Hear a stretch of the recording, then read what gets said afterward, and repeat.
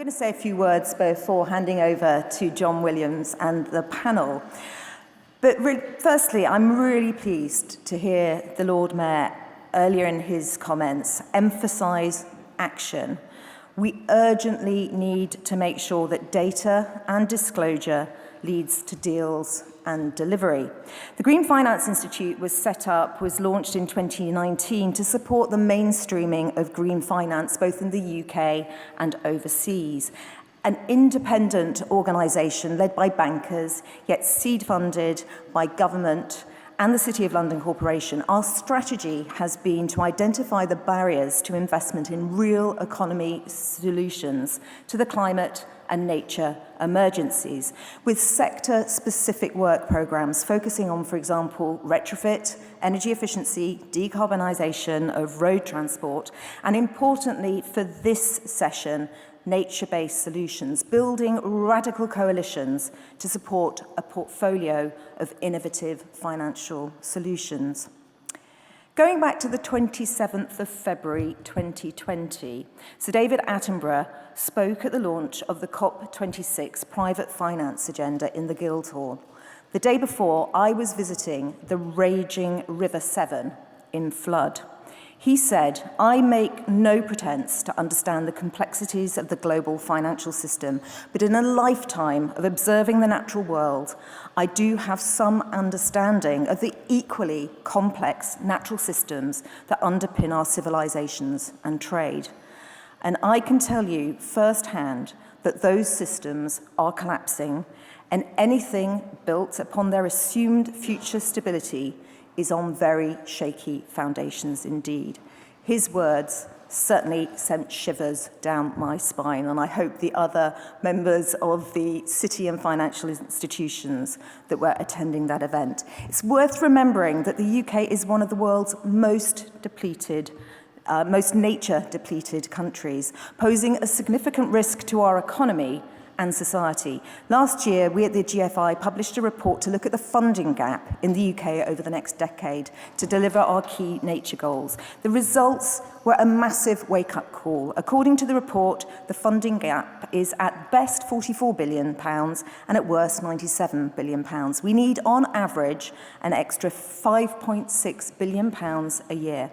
And to fill this gap, we cannot rely on public interventions alone. Private finance must and will play a critical role, and we certainly cannot allow the natural environment to carry the risk of not securing this finance any longer. And it's not just the UK that's grappling with a funding gap for nature as we race to prevent further biodiversity loss and the interconnected climate emergency. Globally, UNEP estimates there to be a $4.1 trillion financing gap for nature to fill before 2050. This means we have our work cut out to mobilise private sector capital at pace and at scale if we hope to restore our natural world. The good news, collectively, we are creating the environment that will allow for a flow of finance into nature restoration to deliver the environmental outcomes we want to see, and that systemic shift to a nature-positive economy. From the ongoing development and testing of the TNFD framework, and Dave is going to talk about that, by UK corporates and financial institutions, to the success of the Natural Environment Investment Readiness Fund and its more than 80 project developers, to the launch of the Investment Ready Nature Scotland programme, and the most recent announcement of the Big Nature Impact Fund, seeded by DEFRA. We at the GFI are proud to have played our part in these developments, and I know that Helen Avery, also on the panel, who leads the GFI's work on mobilising private finance into nature restoration and nature-based solutions, will say some more about this shortly. Significant progress has been made, but here we are with COP15 taking place in Montreal, and we know that urgent action is needed from both the public and private sectors to bridge the funding gap for nature over the next decade. We must keep reminding our regulators, financial institutions and businesses, our politicians and voters, that there is a material economic risk of inaction when it comes to biodiversity loss. And on the flip side of the coin, there's a strong connection between economic growth, resilience and nature. We need to push for greater innovation from public sector capital, and indeed to stay focused on using that public and philanthropic philanthropic funding to catalyse private sector capital. So we move from millions to billions. We need to support the delivery of systems infrastructure that gives land managers, project developers, investors, lenders and buyers confidence in the transition to nature positive and the new markets that emerge, be that codes and standards, accreditation schemes, data repositories and regulation. And we need to support the development of a pipeline of projects, enterprises and solutions that attract private sector investment by sharing what works and identifying barriers and swiftly solving them. The Green Finance Institute is working across all of these areas, but on the latter point, we're delighted to announce the launch of the Investment Readiness Toolkit today. And again, I think Helen will say a little bit more about that. So to conclude, the earlier session on voluntary carbon markets was a great introduction to the topic, as these markets will be an important tool for investment in nature-based solutions.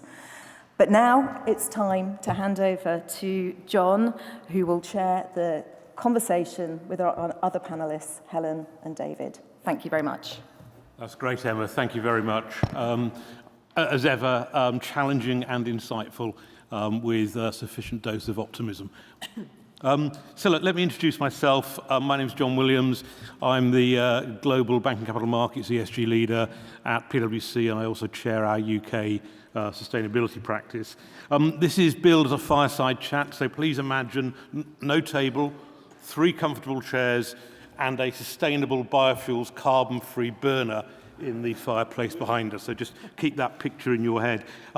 Before I continue, let me introduce, let Helen and David please introduce themselves. Hi, I'm Helen Avery. I'm Head of Nature Programmes at the Green Finance Institute. It's lovely to be here today. As Emma mentioned, I oversee our work on how we will mobilise private finance into UK nature restoration and also head up the UK National Consultation Group for the TNFD. Hello, good morning. Thank you, Emma, for that very powerful introduction, and Jon. My name is David Craig. I'm the co-chair of the Task Force for Nature-Related Financial Disclosures, TNFD. I'm on the advisory board of the Sustainable Markets Initiative. I'm also a private investor in natural capital technologies. That's great. Thanks, both. So look, this is billed as between 2 COPs. I don't mean good cop, bad cop, although let's see what happens in Montreal. But 27 and 15, bizarrely out of sync numbered COPs.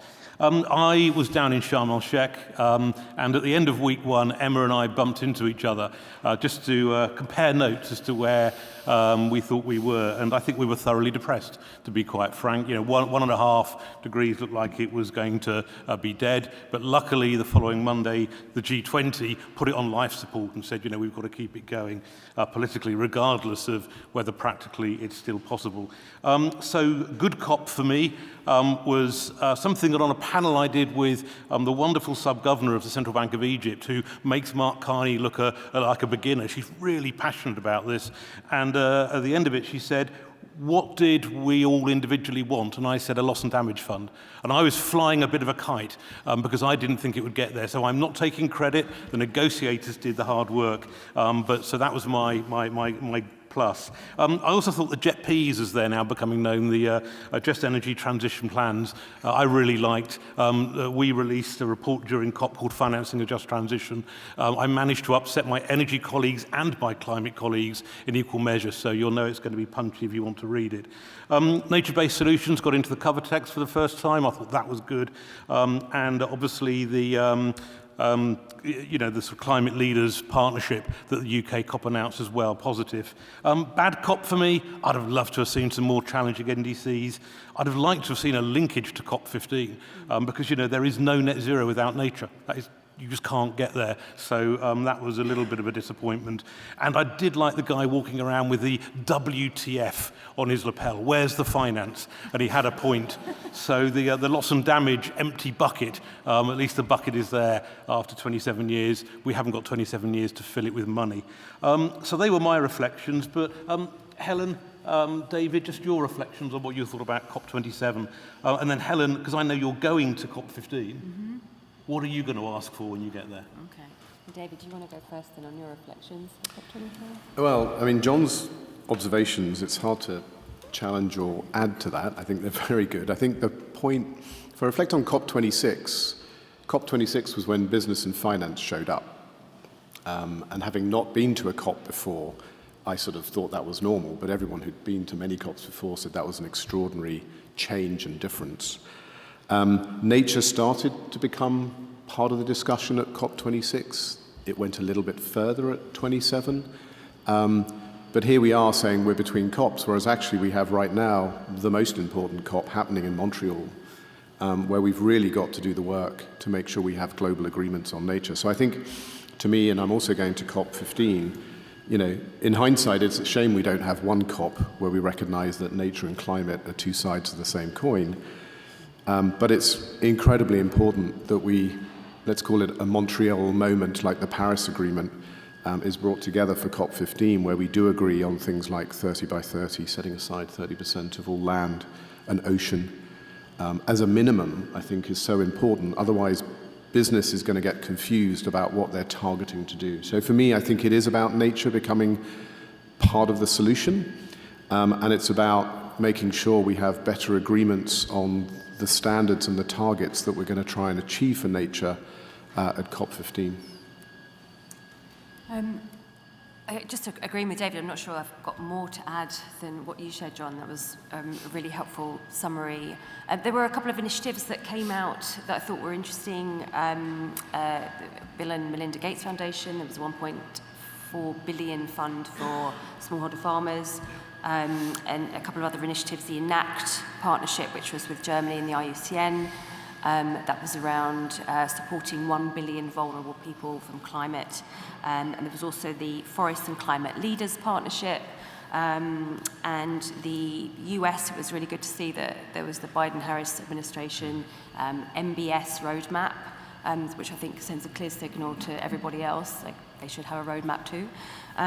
So some really good initiatives, I say, that came out of it, but again, not this connection to COP15 and nature that we quite would have liked. I think nature was high on the agenda this year for sure, but it would have been great to see more of a connection with COP15. And then on COP15 hopes, obviously the adoption of the Global Biodiversity Framework and really the resources that can actually help with that implementation. Finance is listed within the framework, and also within not just mobilising more finance, but a reduction of subsidies. That's going to be absolutely crucial. Clear targets around addressing pollution, something we can probably learn from in the UK. A recognition also of the role of communities. That's something we're hoping that will come out of COP15. It cannot happen without communities on the ground and certainly Indigenous peoples in a lot of countries. And then sort of greater policy alignment. There's the Make It Mandatory campaign going out there in full force.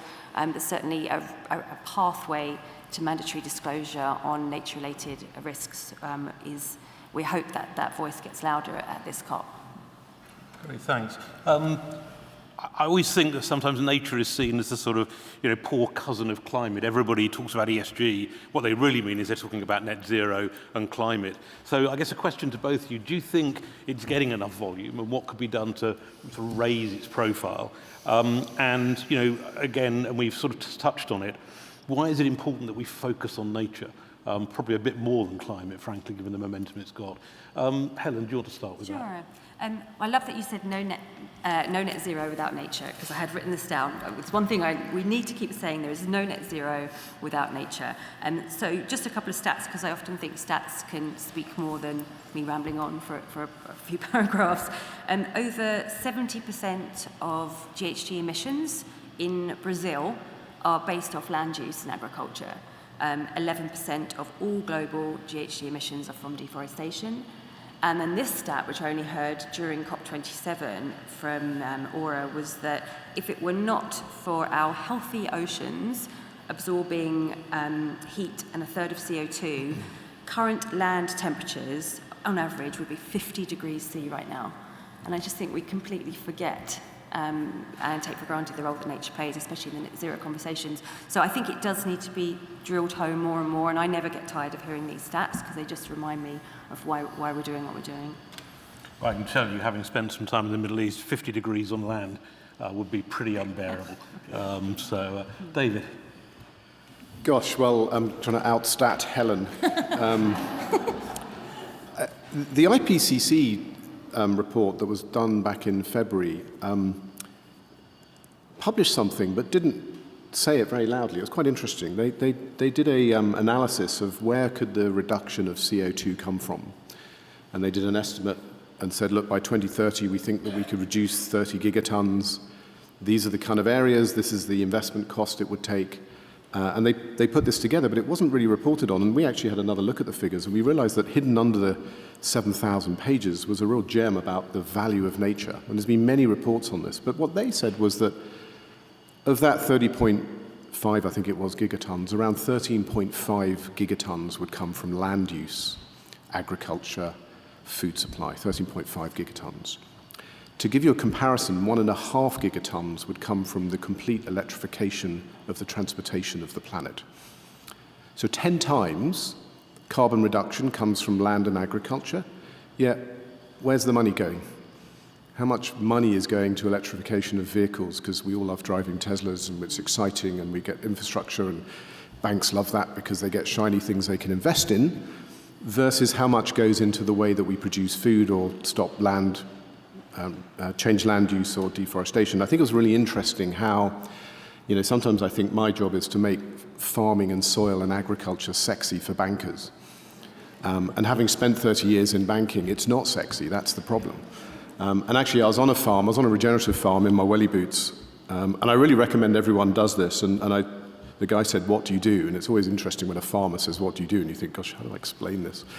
And I said, I worked in banking and financial services and technology. And he went, oh, bankers, they never turn up. And it was kind of interesting. But, I think we've neglected something really obvious in front of us that the scientists are telling us, which is we have this enormous ally in nature that we are destroying. So we're not only destroying our ally, we're destroying its ability to absorb CO2. So we can, the stats are really important. One last stat, if I can, because this one is a good but terrible stat.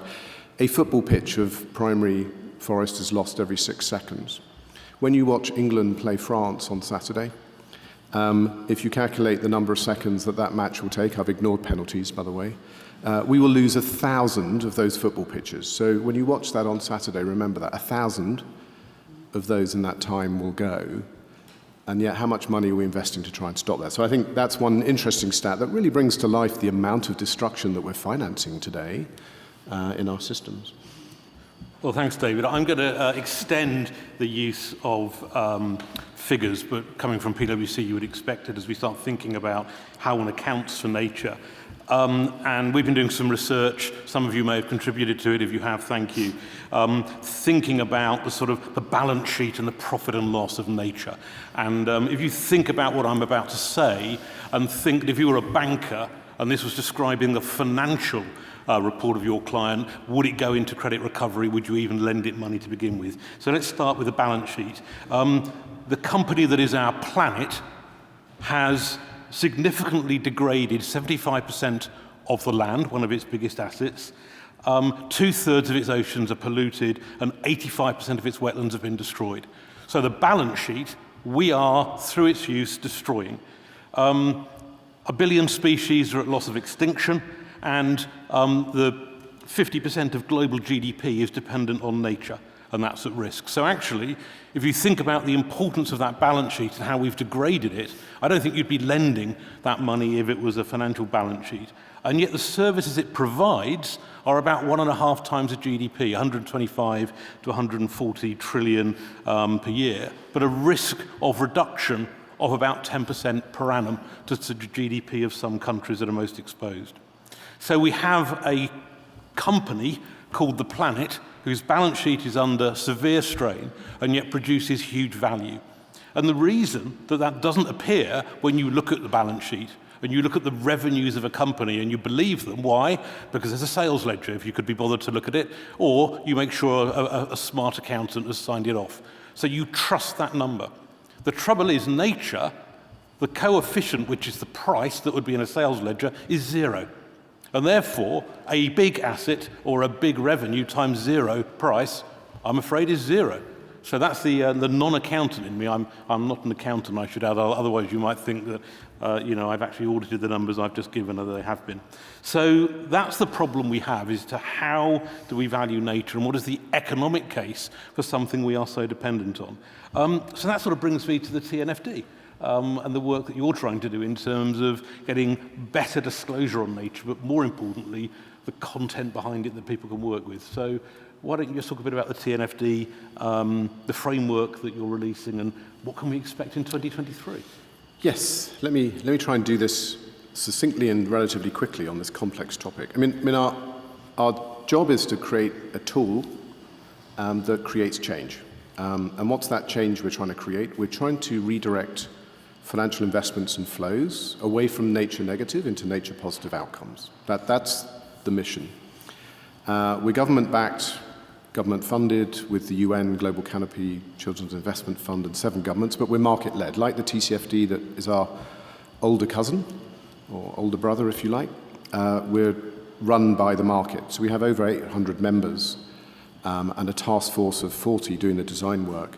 And if you add up the total assets of all those members, sometimes I hate doing this because it sort of doesn't mean as much, but it's over 100 trillion. So if we could redirect 1% of that using this framework, then we'd make a lot of progress to do that.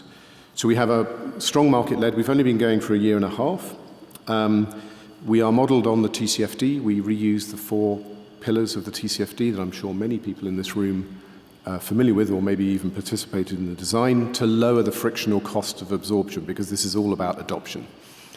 We have to get this framework adopted. And essentially what we've created is a risk assessment and impact assessment leading to risks and opportunities. So the framework allows you to step through and say, where are my dependencies of nature in my investments or my business model? Where are my impacts on nature, which impact in the ecosystem services that I rely upon and may actually become impacts to my business? And then how does that translate into both risks for my business or my investment or opportunities? We call it the DERO, dependencies, impacts, risks, opportunities. And what we've created in this electronic tool, now on its 3rd release, is really 3 core parts. We realized straight away that there's a language issue. Scientists have developed frameworks for many, many years, amazing scientific knowledge, much of it in the UK. So we sucked all that knowledge together and created a definition of the nature-business interface.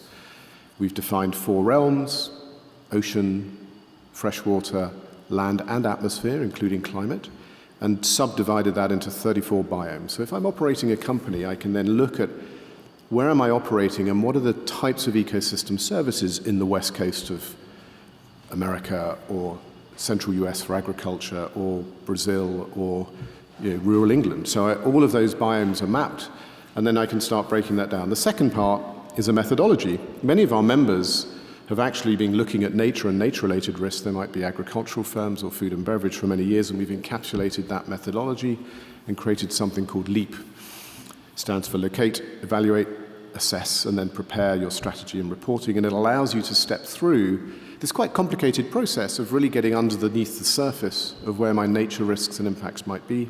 And last and not least, there's a disclosure framework modeled on TCFD, as much as we possibly can, but recognizing that nature has some very important differences to climate. Not least, you have to be very specific on the location that you're in. You can't aggregate nature in the same way that you can for CO2. We've looked at traceability. Helen mentioned communities and societal values. You have to do that with nature because when you look at land, you have to involve local communities. And so that's the disclosure part. So there's 3 parts of the TNFD in essence. We've done 3 releases. We've built an electronic tool. We've taken a software type approach. For the lawyers in the room who love the long PDFs, we do that too. But you can log on online, and we've had over 60,000 pieces of feedback from members in over 120 countries. And we have 130 pilots running right now. People actually testing this everywhere from mineral extraction in Canada to soy in Brazil to palm oil in Asia to steel production, cross-sector pilots, actually testing and developing and making sure that we create something that's usable and workable. Our goal is to have a finished product by September 2023. It's almost 200 working days away. I did that maths the other day. But we're going to make that goal, and I think the question then is, well, that's the start. How do we get it adopted and used? And that's where we'll really put the hard yards into it. So really what we're doing in summary is creating a tool. It's a tool to allow you as an investor or a corporate to step through this quite complicated process using a set of standards that allow you to break things down into ecosystem services and then create data and disclosures that allow better data to be available for it. So try to be as brief as I could. Hopefully that, I could speak for a lot longer, of course, but hopefully that gives a summary of what TNFD is. That's great, and huge ambition if you think about when you started. We've been at it for 7 years on the TCFD. So very glad that you're modelling TNFD on it, but not to stroke our egos on the TCFD, but actually we have to integrate disclosure around climate and nature. The ISSB's job is to do that, and we've got to give them those tools that speak to each other. It's Nature Week in the PwC tent. You can tell I'm a cook as well this week. And on Monday we did a Biodiversity and Finance Summit. And what was really interesting is somebody made the point, we can't start building the finance framework for nature from scratch. We've got to integrate it into what we've got for climate and what we've got more broadly. So that integration point is really important. And that's what I want to move on to, the important role of the finance sector. A couple more statistics because, it's always good to give numbers for cocktail parties. UNEP estimate that there's a 4.1 trillion funding gap to 2050 on nature. If I was given a market opportunity of 4.1 trillion, I'd be going, forget all these other sectors we lend to, let's finance nature. I'm going to touch on in a little while some of the barriers to that. But just think about where that money could come from. The asset management and asset owner community has got 87 trillion assets under management. So you're talking really about 5% of those assets being diverted into nature. That should not be a big demand. Half of that, of the 4.1, can come by getting rid of the 1.8 trillion of subsidies that undermine nature and cause nature destruction. So again, when you begin to think about reallocating subsidies, reallocating capital, then the challenge, though big, the money is there. I've never said there's a shortage of money. But Helen, where are we on investor interest? I mean, you sit at the GFI, you're at the sort of centre of all of this, and particularly given your lead role on nature. Are sort of investors on the agenda? Yes, very much. On two fronts. So one is obviously they're looking at the opportunity side, which is where can I invest? And at the moment, well, maybe I'll just pause on that one.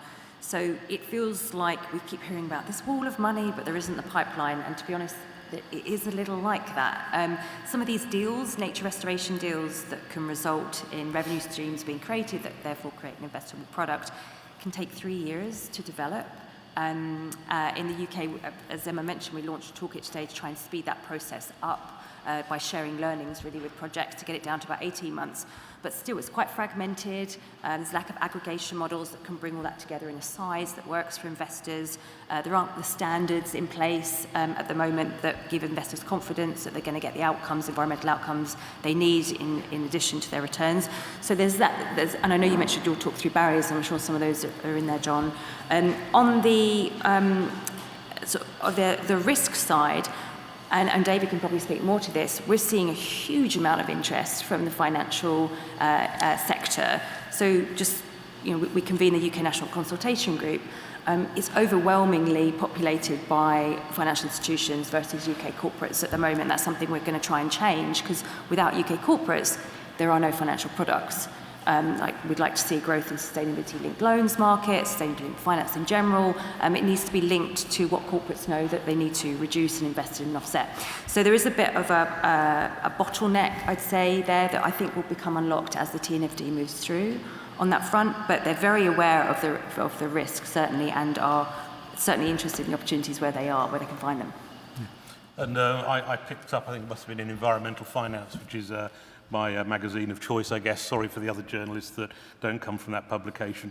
But I picked up something around the EU having this week said, deforestation-free products now as a matter of law coming into the EU. I mean, the practicalities of ensuring that I won't go into, but at least it's quite clear now that we're moving to regulation, which will make corporates say, we've really got to look at our supply chains. And then the role of banks who do supply chain finance, using their trade finance people on the ground to make sure that the documentation proves the claims that corporates make to meet that law. The barriers that we saw, and we spoke to a number of people in the finance sector, I mean, you've spoken about the time it gets to market, you know, long-term projects, low returns, certainly initially. Most of them are very small, you know, typically below $10 million, often $2 to $3 million. So again, pretty difficult if you're looking for that super bonus to find that you've got to get it out of a $3 million principal amount. And then I think a sort of lack of expertise, you know, so the need for upskilling and a lack of data and metrics. And you know, people have spoken about aggregation for years and years. You know, the mortgage-backed securities market, I don't want to draw any parallels to that, but it was about aggregating, you know, second-lien mortgages to make them bankable into capital markets. And again, thinking about how one could do that for nature projects, blended finance, but really reserving the public balance sheet for those risks, those exposures that the private sector won't take. So thinking about de-risking rather than crowding out, again, an argument that's been running for probably 20 years. And the need for good monitoring and evaluation on the ground and good data. And that sort of brings me to David. And obviously the TNFD has got this Data Catalyst project. Just go a little bit into what you're seeing in terms of data improvements, maybe from 10 years ago where everybody said there is no data. Well, yeah, thank you, John. I mean, unfortunately today people still do come up to me and said, I'd really like to do this, but there's just not enough data. And I think sometimes my job is this sort of myth buster of breaking that excuse open a little bit. I've worked in data in financial markets for 30 years, and people often think that data is everything, and yes, data is very important. But it isn't everything. You've got to have context around data, you've got to have understanding around data, and sometimes I worry financial markets are a little bit lazy. It's like portfolio managers want just, you know, a nice little dashboard of nature metrics pops out and they know where to invest and job done. And it's more complicated than that. So I think sometimes people are saying, well, I don't have the data because I actually don't understand what I'm looking for. And we just got to be careful of the data excuse is actually not a translation of I don't know this area and I don't really know what an ecosystem service is. The good news is there's petabytes of data. We have over 2,000 low orbit satellites using spectrography, radar, infrared, natural imaging, looking at every square kilometer of productive Earth pretty much every day. And we know this because we formed the Data Catalyst. We have over 100 companies in that Data Catalyst. And the innovation in both satellite technology and the machine learning that goes around it is quite incredible. You have companies like one in the UK called Downforce, which can now measure soil carbon from space. You have companies that can look at the plume of a tree using LiDAR, this new radar technology, and actually tell you the CO2 output from it. It is quite incredible what is emerging. On top of that, you have traditional data sets and tools like Encore or Forest Watch and others that have been doing this for decades, frankly. What is challenging is bringing it together into that simple view.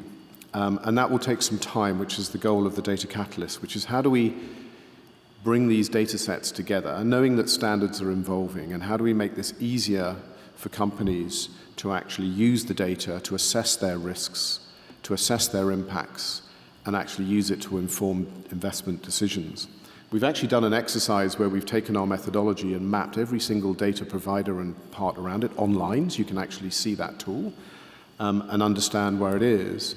And we have in the Data Catalyst not just the new satellite firms and the innovators, as well as the often government-backed data firms, but we have the traditional data companies, my old shop, Refinitiv now with LSEG, Bloomberg, S&P, and the others, all rapidly looking into this space now to create that. And we have indexes coming. We have the Living Planet Index, we have from the Natural History Museum, the BII Index. Measurement is there. It's not perfect, but I think what is rapidly evolving in this space is the idea that there's not enough data is really being started to blown away. Is it easy to map all this together? No. Do I have to know something about what I'm doing? Yes. I think training was brought up on the VCM panel earlier. I think training is incredibly important and something that rarely gets spoken about. I was really glad to hear it earlier because I think it really is about knowledge and understanding and context, not just data. If we just produce a set of metrics and don't have any context around that, I think that's as dangerous as having no data at all. Can I just jump in there? there's an example we're working on in the UK that I think sort of captures this, sorry. And that is, so we're looking at farmers in the UK, 60% of England and Wales farmed land, the soil is under risk of compaction and erosion. It's quite terrifying when you start to look at it. It's another stat I like to use a lot now. David's heard it before. How can we help finance farmers, if it is indeed finance they need, to transition to sustainable agriculture? And the feedback we get is that, we need to know what we're aiming for.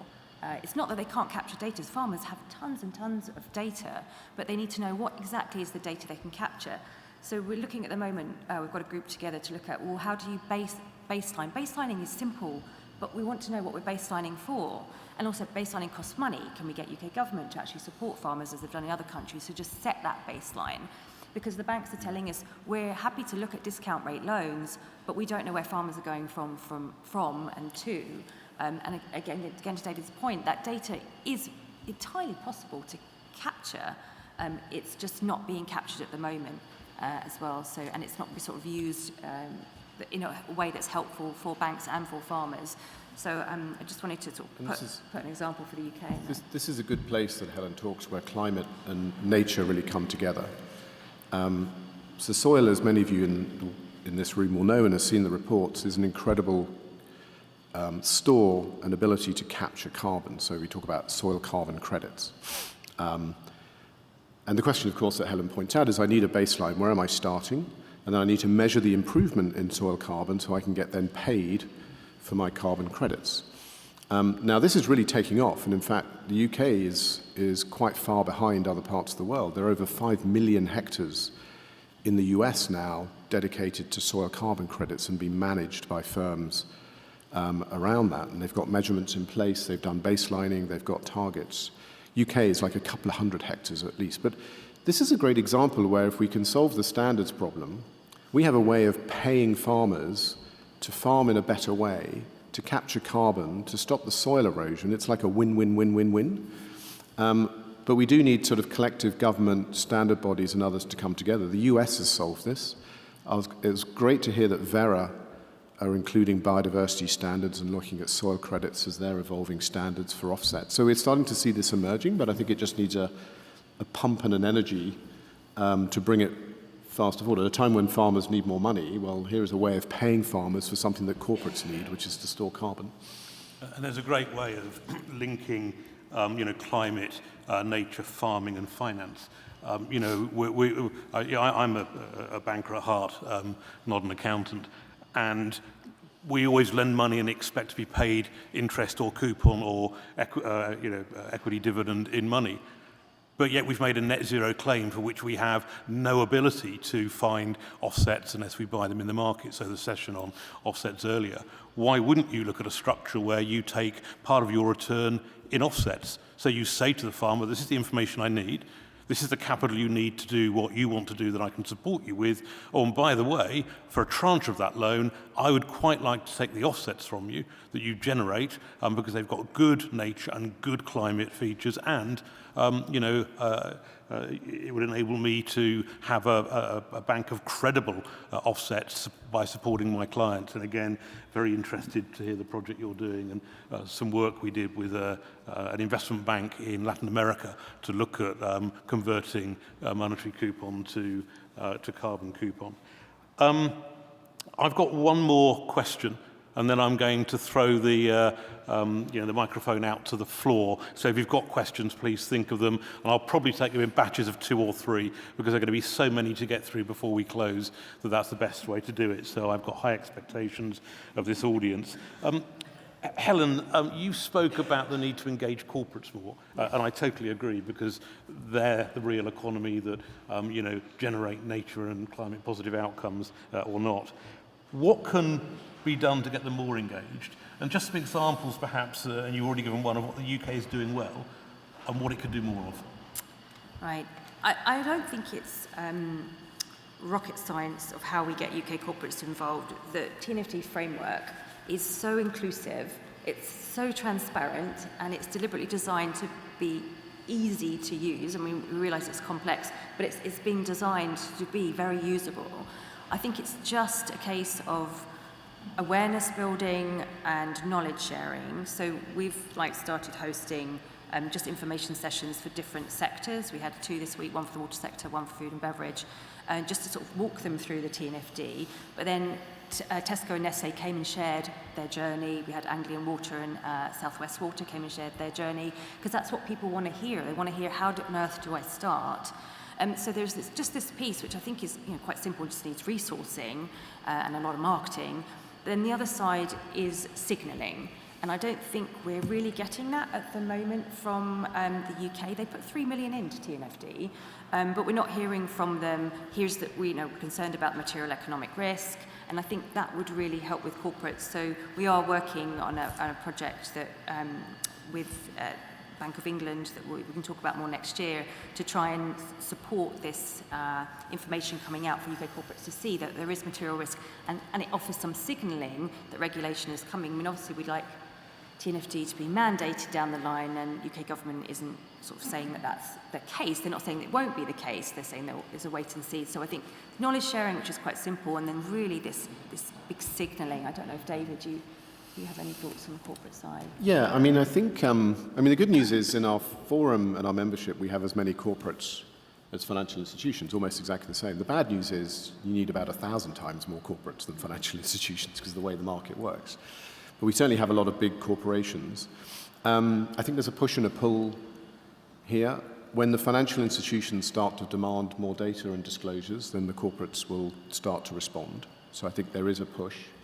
As Helen mentioned, there's a regulatory question. When does nature reporting start to become part of regulation? Well, it already is.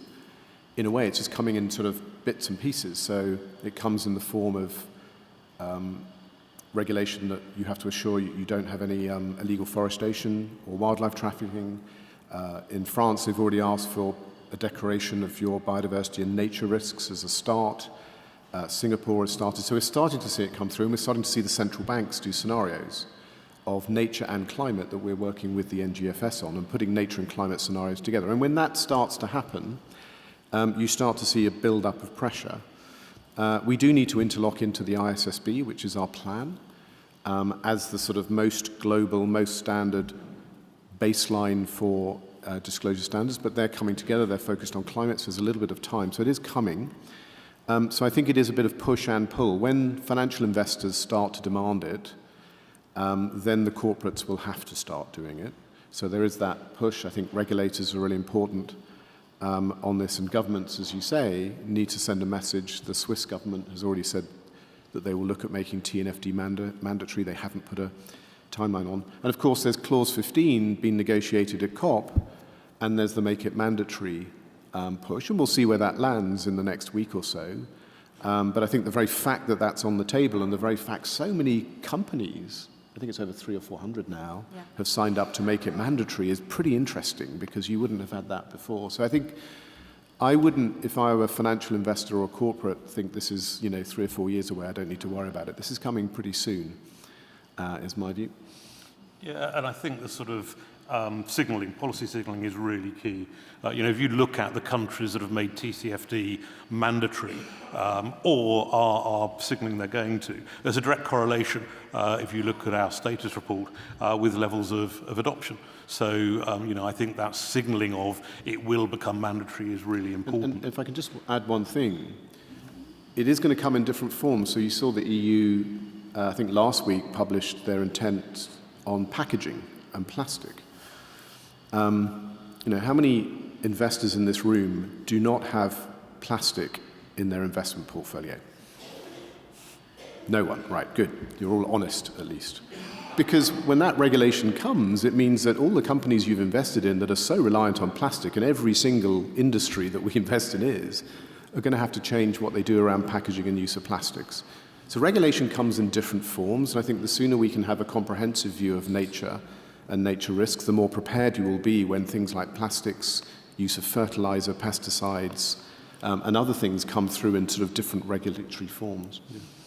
I think the other regulation is the macroprudential or financial regulation. Once climate risk was put into the senior manager regime, if you're a CRO of a bank and you are personally responsible for climate risk, it doesn't half get it onto the top of your list. And so again, we've seen a very big increase in the UK banks and insurers because of the regulatory oversight and the scenario analysis. So again, lots more needs to be done if you look at the PRA's latest report, but it's a good start. So look, you've heard quite a lot from us. We'd now like to hear from you. So if you've got any questions, there are two hands up. The one on the left went first, the one on the right went second, and then there's one here just in front that's third. So if you say it in that order, and I'll try and capture what you say, and then we'll try and answer the question that you raised. So first one back left.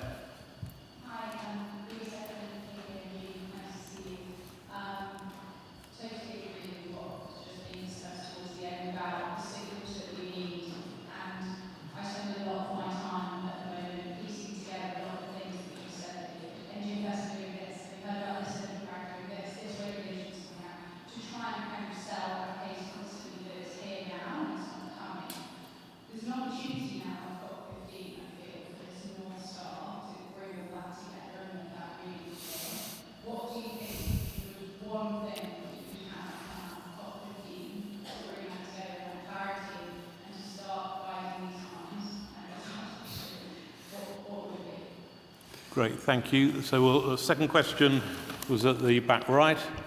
Hi, yes, very from the our members are mostly services companies. I think around on this topic yesterday. By and large, they are clueless. They are probably way far behind food and drink companies, packaging companies, understanding because they're off the space or whatever. And it's one thing to see it is inclusive or something that they could apply. And also something that are large, something that medium size, also or grow. So those are real ignorance about what it means then. Even where to get started. This is some of the companies. How can TNFD be even easier? Because it's quite easy to do. There's no reason to do it next week, Great. start understanding what you need to do. Because we are hoping there's more awareness. But a lot of companies, especially on the services side, don't really think about this. Great, thank you. So that was sort of mid-sized, small companies, service sector. How do we get them engaged? Yeah, okay, great, thank you. And then there was a third one. That's it. Hi there, I'm Will Howard Davies and I work for Climate Solutions. I wanted to bring up without sounding like I'm selling something, which I am in the markets, we are the structure and are currently helping to sell, otherwise known as a sole book runner, on some of the first sovereign RED Plus carbon credits. And I wanted to throw some statistics to you, David, and offer up the opportunity for you to see whether your machines will work in the other way in terms of valuing the hedge or the biodiversity protected. In these heavily forested countries, they've reduced their deforestation significantly. For every ton of so-called carbon credits that they will be issuing in the coming months, they have earned approximately another 10 tons, and also the sequestration that has gone on in the background is roughly 10 times that on an annual basis. So roughly for every ton that's going to be issued, there's 100 tons of sequestration that's happened. But importantly, using Papua New Guinea as an example, they have 78% of rainforest in that country. On the island of Papua, which, if you know where the border is, those forests go across the two countries. They have 1 in 20 of the world's plant and animal species. And really the only way that biodiversity gets mentioned in the context of these carbon credits is how Instagrammable will the photos be that you might have in your lobby, and therefore how much more might an important company pay for those carbon credits. How do we bring some transparency and value to that biodiversity that is being protected by them and has been protected over 10 years? And these are, dare I say, important live opportunities, but also an opportunity for other countries to see that you can do the good work and you can be supported in that by those companies that have reduced their energy intake, they have greened, and then they're offsetting the end of that chain. So in other words, how can we use the techniques you're using for your counterparts to help value that biodiversity and bring and shine a light on the opportunities to protect that. Great, thanks very much. So I'm sort of hearing, how do we get a proper valuation for the biodiversity benefits for some of these projects, and how do we make sure they're transparent, particularly in a lesser developed country like Papua New Guinea. So, North Star from COP15, I'm going to give to Helen. I don't know, David, as the third one was directed at you, whether you'd like to do that. Any of us could do the middle one, but I'll have a go with a sort of an SME initiative that we've got underway, but particularly thinking about service companies and respecting the question was for any size. So why don't we do them in that order? Great. So to Louise's question, I wish there was just one thing I could just point to and say this is the one that would unlock it. I think we are earlier along, obviously in nature, than we are in climate. So actually everything needs to happen at this COP.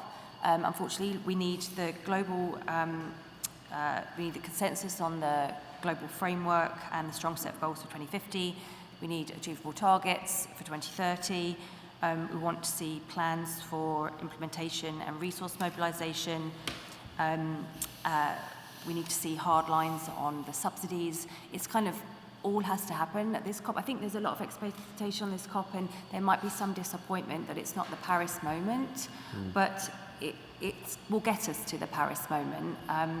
So I know that's not very helpful, and I wish there were more sound bites to just be, this is the one thing we'll get behind, but actually I think it's kind of everything at the moment, but definitely that framework, we need consensus on the targets. The third question was far too complex for me, but David, you've got a big brain, so give it a go. If I can jump to the first, though, and Helen's absolutely right, and I don't think we're going to get the Montreal Agreement in the way that we had the Paris Agreement. This term nature positive that we all love using is so important and so emotive, but if we had some definition around what that means, that would be incredibly helpful. And WWF have put a definition of stopping reduction in species and biodiversity by 2030 and making it positive. So I think that would be one where, the 30 by 30 would really help companies when they say we're going to direct ourselves to be nature positive.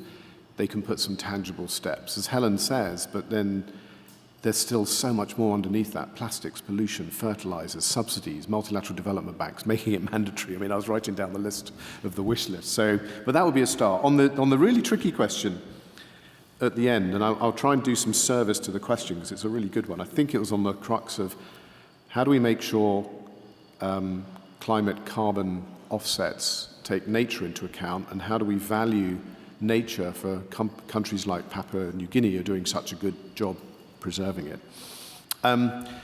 It's been a frustration of mine that when I see, and I think it's getting much, much better, but when the voluntary carbon market initiatives kicked off, they all talked about integrity, and I thought, oh, great, that must mean natural integrity in a natural system. No, it meant financial integrity, which of course is important.